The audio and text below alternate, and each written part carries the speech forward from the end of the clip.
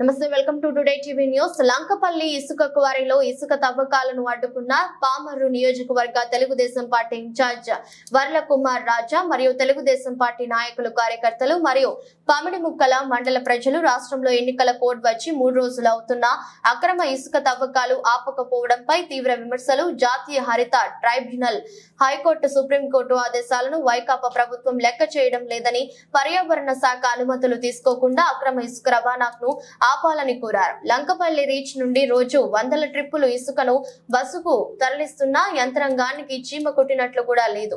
గతంలో కూడా బెదిరింపులు, ప్రలోభాలను దక్కిరించి రీచ్ల సమీపంలోని ప్రజలే టిప్పర్లను అడ్డుకుంటే పోలీసులు రంగంలోకి దిగుతున్నారు.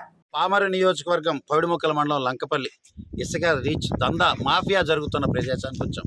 స్థానిక ఎమ్మెల్యే ఖైరాని కుమార్ కనుసరణలో 5 సంవత్సరాలుగా జరుగుతుంది. ఇది మొన్న ఇటీవల 6 నెలలు వ్యాపారం స్లో అయ్యేసరికి డబల్ లైన్ రోడ్డు కృష్ణానది లోపలికి వేసుకున్నాడు. వందలాది ట్రక్కులు వస్తున్నాయి. కోడ్ వచ్చి 3 రోజులైంది.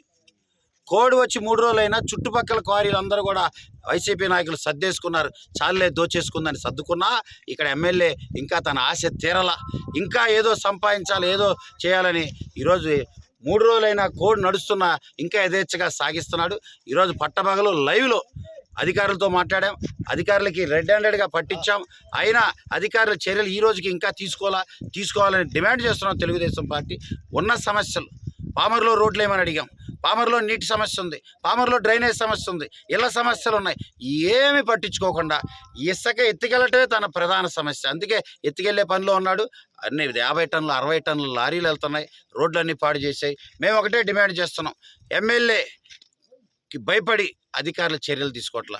అందుకే ఆర్ఓ గారితో మాట్లాడాం. ఎంఆర్ఓ గారు, అదేవిధంగా పోలీసు అధికారులు దయచేసి వచ్చి యుద్ధ ప్రాతిపదికన ఇక్కడ చర్యలు తీసుకొని ఈ ఇసుక దందాన్ని ఆపి పామరు ప్రజల ఈ ఇసుక వనరుల్ని కాపాడవలసిందిగా మేము డిమాండ్ చేస్తున్నాం.